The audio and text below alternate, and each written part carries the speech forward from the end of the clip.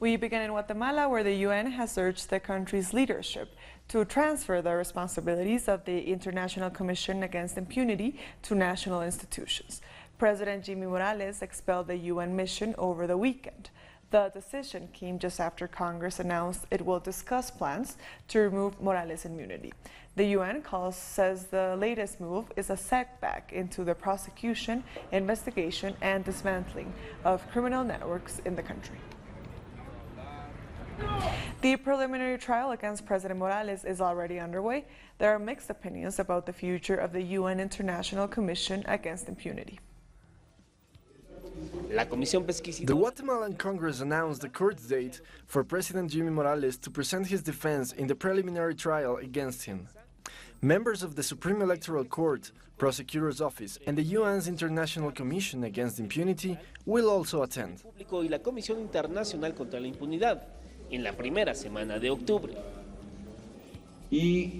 We have given a court date to President Jimmy Morales between October 11th and October 14th.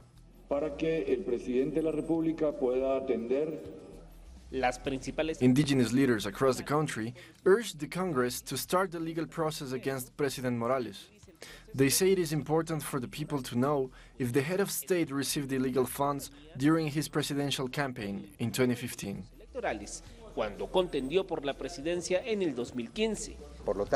They should remove impunity for President Jimmy Morales to be investigated. This is the third time they want to remove his impunity. He should be in jail by now. President Jimmy Morales expelled the International Commission Against Impunity after an investigation on corruption allegations against him. This generated mixed opinions in the country. We elected the president to make these kinds of decisions. Maybe some people don't agree with him, but in my opinion, I think he did the right thing. He applied the law. Yo en lo personal creo que lo importante es que lo hizo por la vía correcta. We can see that the International Commission Against Impunity has done much more than Jimmy Morales. That's why we don't agree with the president. Although he has all the right to do so, we would prefer that the Commission does it. The Constitutional Court has rejected the proposed legal protection for President Jimmy Morales. Colombian Supreme Court has rejected another legal challenge filed by former President Álvaro Uribe. Uribe filed a challenge against the judges in charge of a fraud investigation of him, but the court believes the reasons presented by his legal team are not valid. The case against the former president began in February. The National Liberation Army in Colombia says they will release kidnapped military and police personnel. This despite not reaching an agreement with the government. The armed group is afraid that the safety of the captives could be at risk as more time passes. The ELN has also asked international organizations and the church to support the operation. The government has thus far been reluctant to resume negotiations with the ELN. We are aware that the government will not facilitate an agreement for the release of the kidnapped. Time goes by and the risk of tragedy increases for the life and well-being of those captives. The government has opposed to third parties participating and guaranteeing the safety of the operation. For this reason, a release that could have been done 3 weeks ago hasn't happened yet. And staying in Colombia, another social leader has been killed in north of the country. The victim was the president of the Community Action Board in the municipality of Tarazá. According to eyewitnesses' reports, a group of hooded men shot the victim dead near his home. Social organizations have condemned the attack. They are demanding that the government protect social leaders. And Mexico, too, has seen another murder mayor. The elected mayor of Napalucan, Felix Aguilar Caballero, was killed during an ambush on Monday. Member of the ecologist Green Party of Mexico, the mayor allegedly had criminal ties, authorities stated.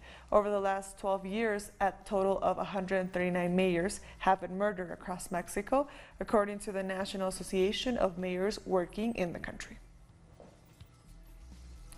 And Argentinian Finance Minister Nicolás Dujovne has met the head of the International Monetary Fund in Washington. He's trying to get the IMF to agree to a deal urgently to give the country further economic support. Critics say the government is just pushing the country to more debt. Now, new deal has yet been announced.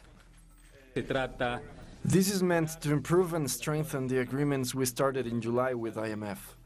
Argentina has already advanced in this with the fiscal measures that we announced. We're talking with IMF about how to continue with this so it can improve the economic indicators in Argentina.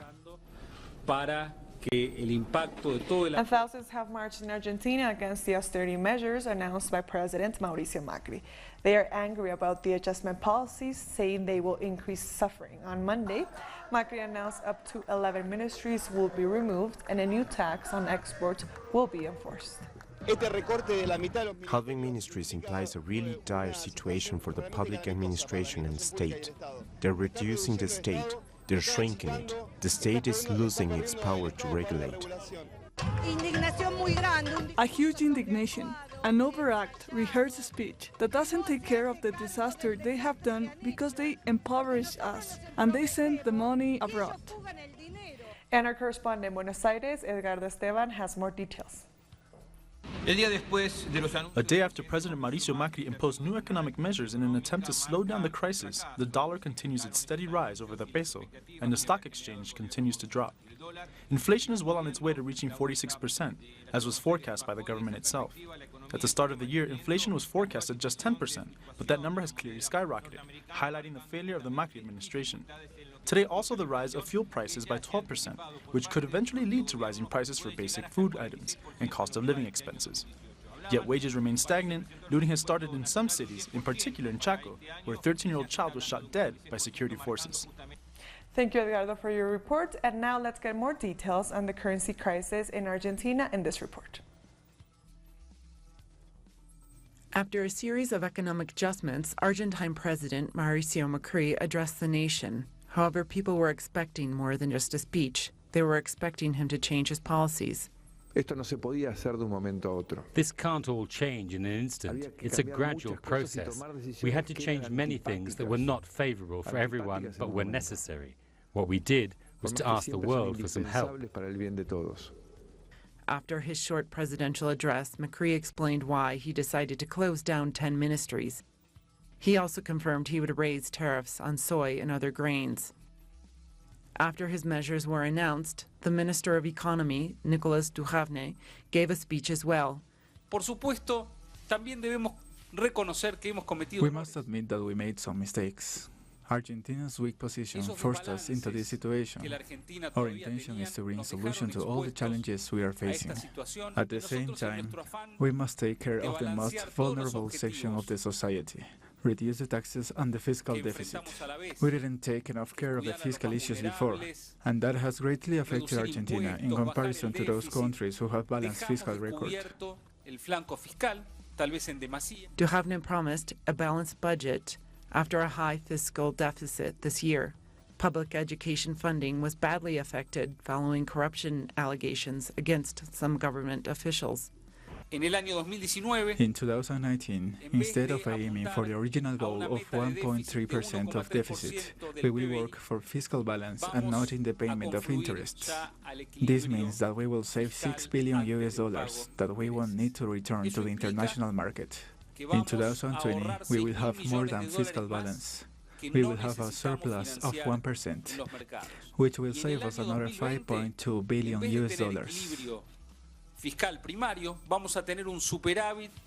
With these weak measures taken by the government, experts say the officials want to dollarize the economy. Experts also fear the way it can affect the country. For that to happen, by our calculations, the dollar would have to cost 85 pesos. At that level, our domestic market will be ruined. It would lead to the collapse of Argentinian society. It's not viable. While these changes by the government are meant to stabilize the fluctuating market, the peso remains historically low. The Ministry of Economy, Duhavne, will be traveling to Washington to renegotiate the loan agreement with the IMF. We'll be back very soon. Stay with us.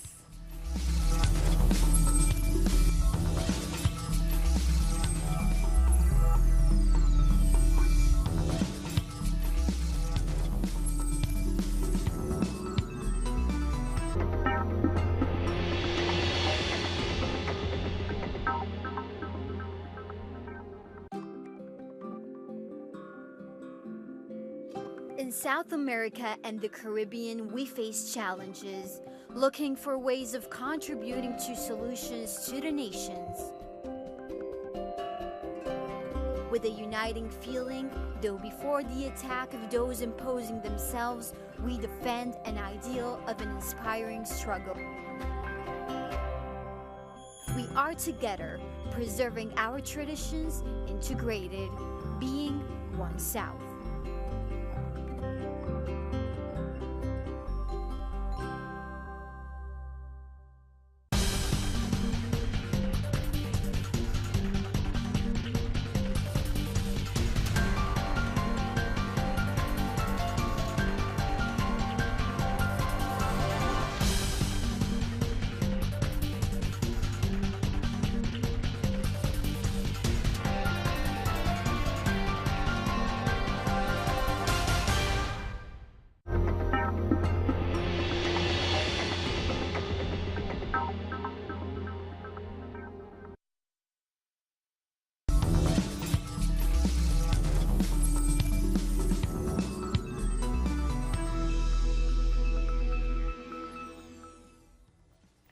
Welcome back. The Venezuelan government has responded to the meeting held by a dozen Latin American countries in Quito, Ecuador, to discuss Venezuelan migrants. In a tweet, the government said that President Nicolás Maduro has asked his foreign minister to formally protest against the summit.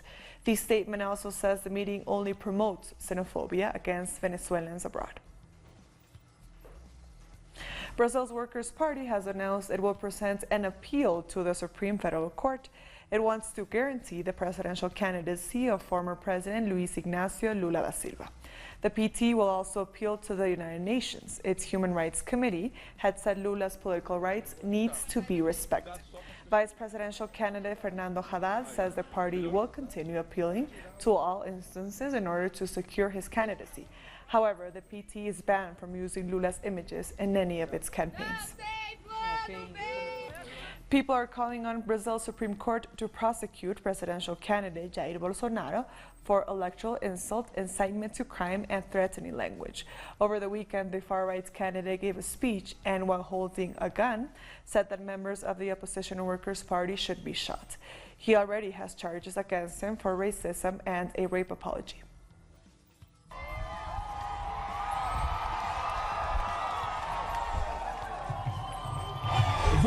We will shoot down members of the Workers' Party in Acre. We will make them flee, and since they like Venezuela so much, they'll have to go there and they will eat grass, because they don't even have mortadella. A Quechua Indian is Bolivia's new foreign minister. Diego Pari was sworn in on Tuesday. He is of indigenous descent and belongs to the Quechua community. He previously worked as Bolivia's ambassador to the OAS. Pari replaces Fernando Guanacuni. The outgoing minister is a member of the Aymara ethnic group. And the presidents of Peru and Bolivia have finished their fourth bilateral summit. They discussed the construction of the bioceanic train and regional development. Bilateral cabinet summits between Bolivia and Peru started in 2015. So far, there's been an 80% completion rate on agreements to date.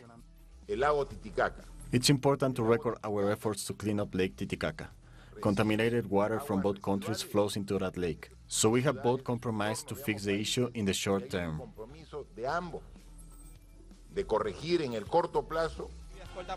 The summit was held in the city of Cobija, near the border with Peru. Agreements on border security, fighting drug trafficking, as well as other issues were made. Another topic that was up for discussion was continuing the construction of the bioceanic train.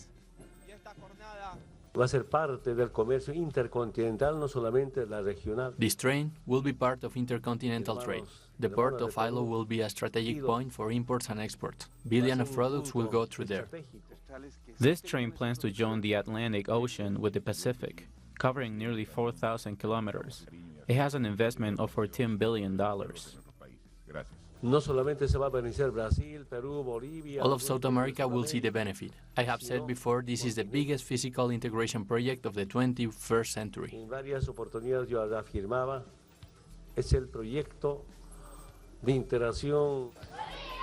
On a 42-point declaration, both governments announced they will push for the future of the Union of South American Nations, UNASUR, so it may once again work for integration. The fifth bilateral summit will be held in Peru in 2019. And congressmen from different political parties in Peru have called for Attorney General Pedro Chavarri to resign. Along with other authorities, he has been accused of corruption and allegedly having links to a criminal organization. Through an official statement, Chavarri said he would not resign since there is no evidence or legal basis to these accusations. And unions in Trinidad and Tobago are gearing up for a national strike this Friday. But the government is threatening legal action if certain essential service workers walk off their job.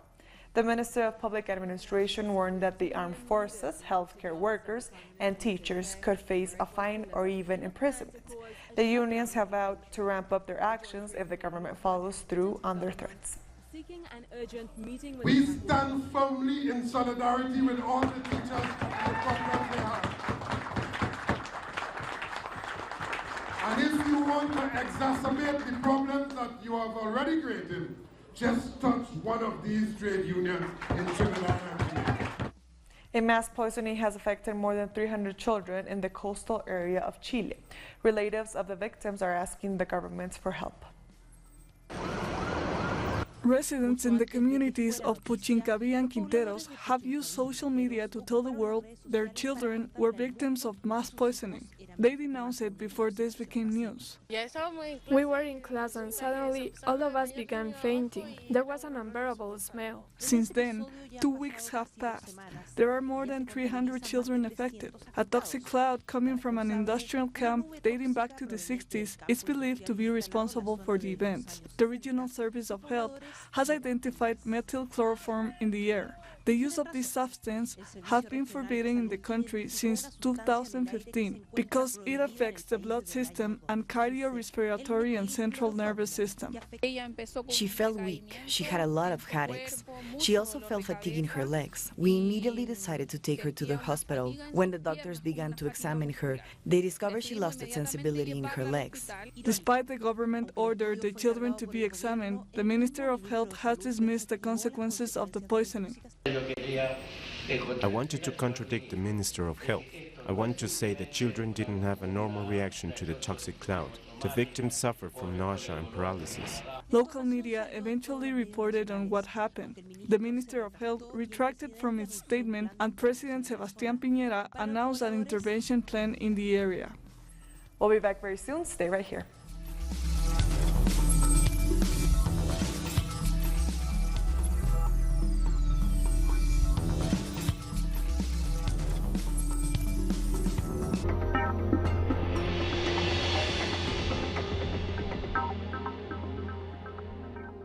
We are present at every event where our nations are staring. We believe in a new global vision, united in every broadcasting. We keep expanding our horizons and working on a closer and better communication. Now, in Grenada, Telesur, the news source from South America and the Caribbean.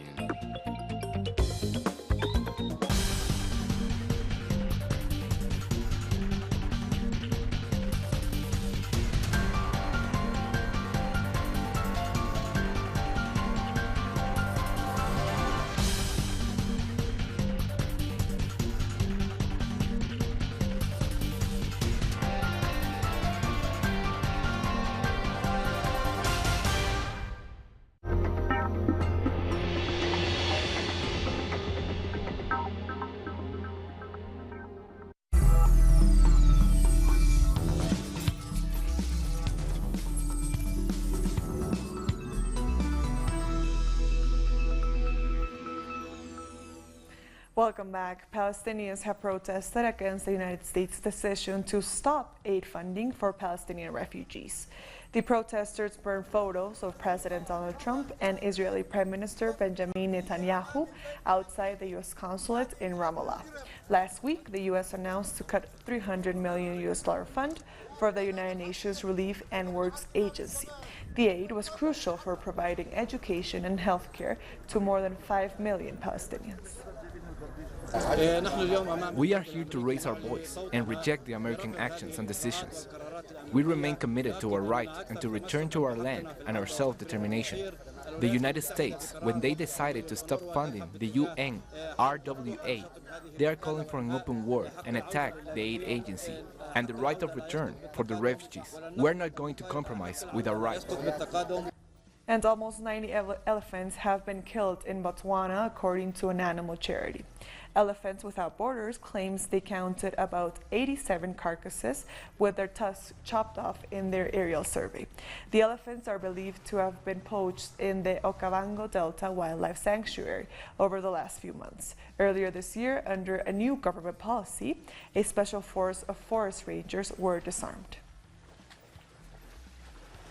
And Spain's new socialist government wants to bring back the principle of international jurisdiction, and that's the right of Spanish courts to try crimes not committed in Spain or even which do not involve Spanish citizens. The government has set up a commission to fulfill its campaign promise. The murder of a Spanish cameraman allegedly by US soldiers during the Iraq War in 2003. The historic extradition request made against the former Chilean dictator Augusto Pinochet. Or the alleged human rights violations against prisoners in Guantanamo. These are just a few of the most famous cases in which the Spanish justice system was involved, thanks to international jurisdiction. This ended with a reform in 2014. The reform was passed by the Popular Party, which then enjoyed an absolute majority in parliament, and it brought those investigations to a halt. Now, the new socialist government wants to bring it back.